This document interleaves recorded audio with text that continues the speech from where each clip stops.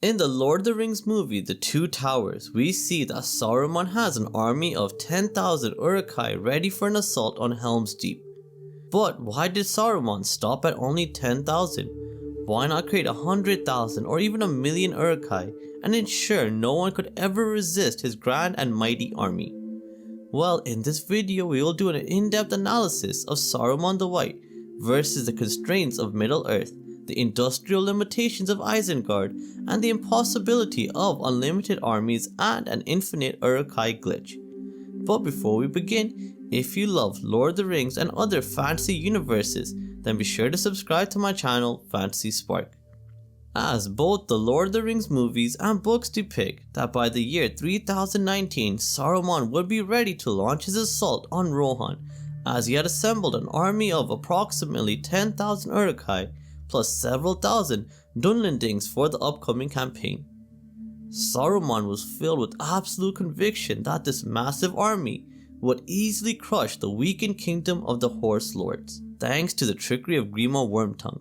And to be honest, Saruman was almost correct in his assumptions, as was only Gandalf's intervention with Erkenbrand's forces in the books and with the Rohirrim led by Eomer in the films that prevented Saruman's forces from achieving victory at Helm's Deep. But surely if Saruman could create 10,000 Uruk-hai, he could have created 100,000, and he would have been utterly unstoppable.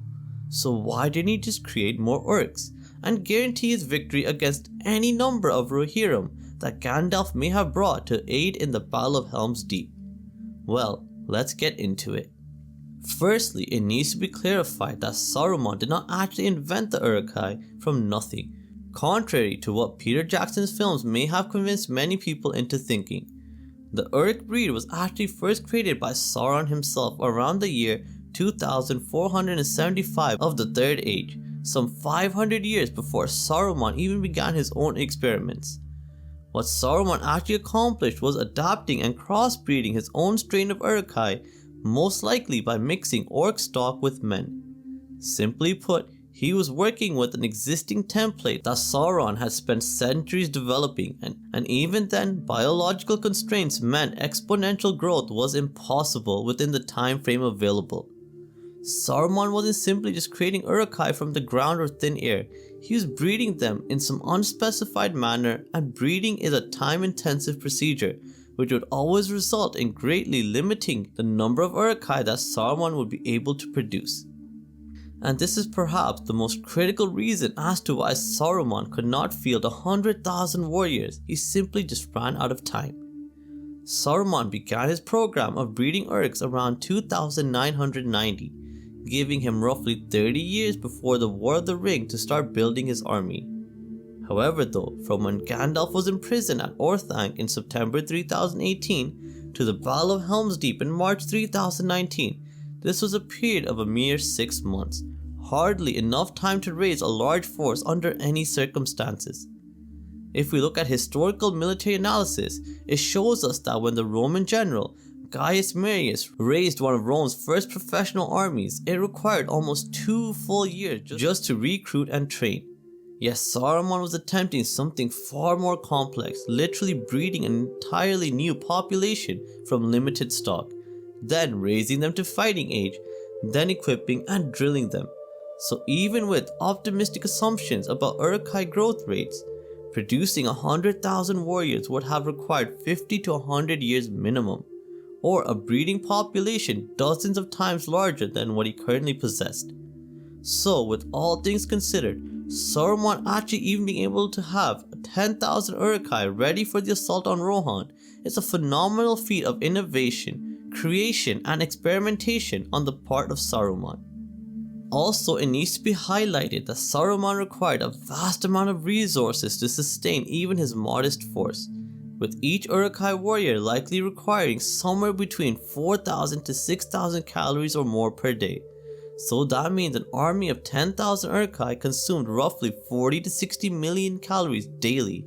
Multiplying this to 100,000 would have required 400 to 600 million calories per day, an astronomical demand that would have stripped the surrounding lands bare within weeks.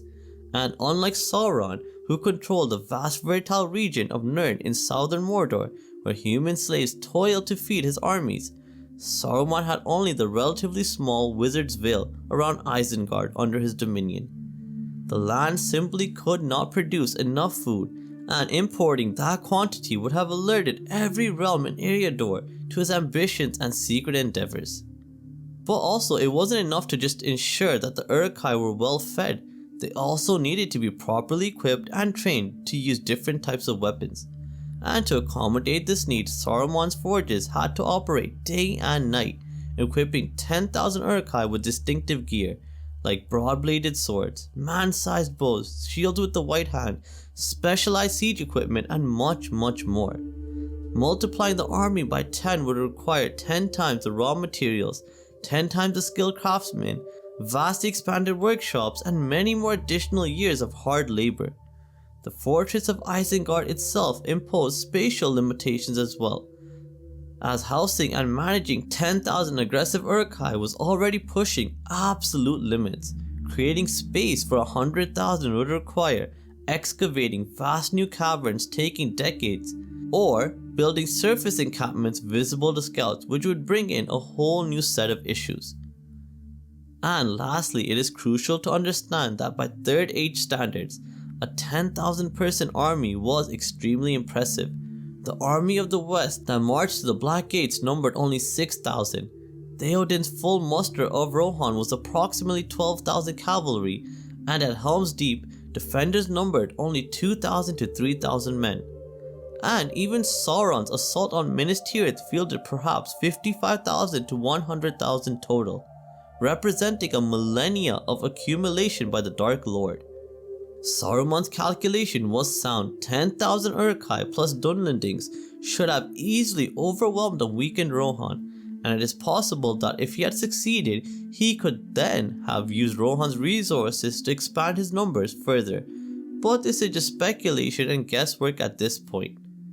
But nonetheless, it is important to remember that even Sauron, with thousands of years to prepare, vast territories, multiple fortresses, slave labor, and with enormous industrial capacity, only fielded 175,000 to 200,000 orc warriors total at his peak.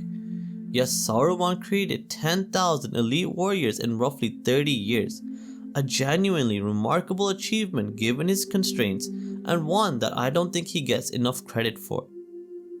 So there we have it. Saruman did not create 100,000 Uruk-hai because he fundamentally could not. The convergence of insurmountable factors created a perfect storm. Insufficient time with only 30 years for breeding and 6 months for final mobilization. Biological constraints, even with rapid reproduction. Catastrophic resource limitations including food and forge capacity, physical spatial constraints of Isengard itself, and desperate strategic urgency from Sauron's suspicions. These combined limitations meant that 10,000 represented not a conservative choice, but the absolute maximum he could achieve, and it was nearly enough to conquer Rohan. So I hope you found this glimpse into Saruman's limitations interesting, and now have a better idea of why Saruman only created 10,000 Uruk-hai. So please don't forget to like this video and subscribe for more deep dives into Middle-earth lore, and please share your thoughts in the comments below about what other Lord of the Rings video you would like for me to cover next. But until next time, may the light of Erendil shine bright for you and guide your way. Thank you so much for watching and have a great day. Bye.